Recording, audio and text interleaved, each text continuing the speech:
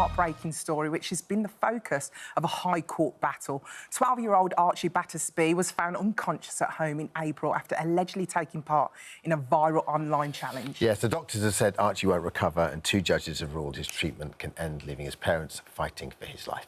Yesterday, Archie's family went to the Court of Appeal in order to continue their fight, and we're joined now by Archie's mum, Hollie, and her friend Jeanette. Good morning to both of you. Thank you for joining us. Thanks so much for joining us. It's really tough what you're going through at the moment.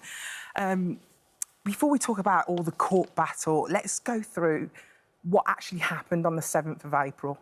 OK. So... Tell us in your own words what happened. Just so people at home, this is the first time they've heard about it, just to put it into context. So me and Archie had been out, we come home, turned home, potted around for a little bit downstairs, went upstairs, charged the phone. We was going out to the pictures, to the cinema.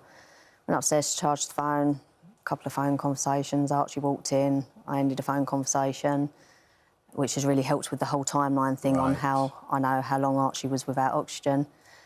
I've asked Archie's come in with the rabbit, said, "Mum, I've got some sweets for you." I just started laughing because I knew he had the rabbit in the bag. He's a real joker, Arch. The rabbit's poked his head out at the right time, so we both just started laughing. I've then said to Archie, "Take the rabbit downstairs." A few minutes passed, I've then come out, because it was quiet, I've come out. Rabbit's on the top of the stairs. Very quickly noticed Archie's on the top of the stairs. We've called. Yeah. And his like dressing gown, around his neck, underneath his chin.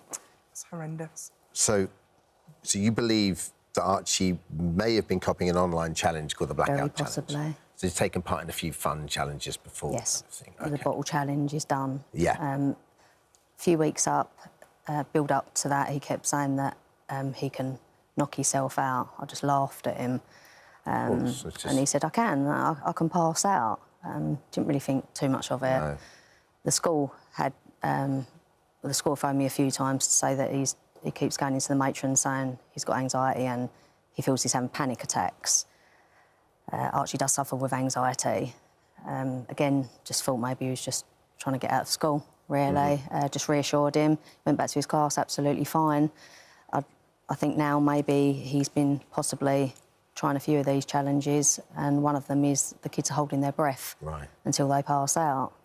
This is every parent's absolute nightmare. The thing is, I don't think a lot of parents are aware of it. I wasn't aware of it. You don't, because you don't see what's... I know it's bad, but you don't know what's on your children's phone. And not only that, you can't... There's only so much we can do as parents. There's a lot of negative parents out there saying, oh, well, you should be monitoring your child. You cannot monitor your child 24/7. Archie's 12 years old. Me and Archie are glued at the hip, but... Sometimes they do need their own privacy. I can't follow him into the bathroom when he's on his phone. You know, there are times where they are on their phone. Yeah. And we don't always know what they're doing, but I just think the most important thing is now to make the parents aware and have this conversation with our children. Sure, definitely. So initially, when you called the ambulance, he was attempting to breathe by himself, is that right? No, I had to give him CPR. Right. I broke him down. Sure. After running out, I moved the thing from... It was actually under his chin. Ligature around there. Yeah, under his chin and at the back of his head. I moved it forward because I couldn't get him down. I moved it forward, went out screaming. Nobody was there, so I've come back in.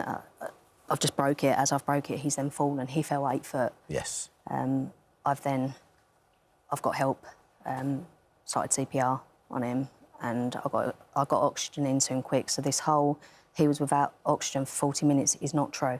So, because you obviously know how long it was until he was there. So, he went to the Royal London Hospital, is that right? No, so he went to Southend. They stabilised him, came in. The only time I actually recall talking to them, came in and said, Archie's making attempts to breathe himself, Mum, but we've had to put him into neuroprotection, obviously because of the brain swelling. 7 hours later... they said they'd contacted the Panda team. We're just waiting for the Panda team to take us to the Royal London Hospital. 7 hours later, we arrived at the Royal London. Right. And what was suggested to you when you got there? That he's not going to survive straight away, which obviously I was very confused. Why would Southend send him all the way to the Royal London Hospital to die? It didn't add up, didn't make no sense. So the doctors wanted to do a brain stem test. Yeah, they approached us with that on day 2. This is at the Royal London? Yeah, they removed him off sedation, apparently, on day 2. you declined. Just explain to us what a brainstem test is. Right, so basically they do, your child is without oxygen at 2 5-minute intervals, which to me, he was in the situation that he was because he was without oxygen for a few minutes. So what is the damage of being without oxygen for 10 minutes going to do to your child? And not only that, once you go through with this test, you legally, you lose your rights because you're like to the care because your child is pronounced dead. This is another form of obviously pronouncing your child dead. Right. Okay. So you obviously didn't go through with that. No, so we didn't go through that. So in court. I guess let's bring us up to speed then, because the hospital then wanted a judge in the High Court to decide. In June, the judge decided Archie was brain dead for the first time. So you made the appeal, correct? We did, yes. Yeah. And then what's happened with the appeal? We've lodged. So that was turned down. Yeah.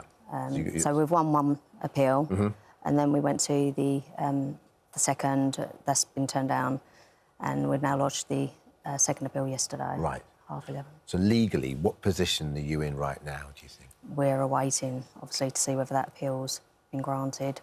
If it's not, we take it to Supreme Court. You know, reading about this, the thing, it seems to me that you want more than anything else is just time. Time. It's been proven. We've had so many cases come forward, this country as well as all over the world, mainly all over the world, and they're all saying the same thing.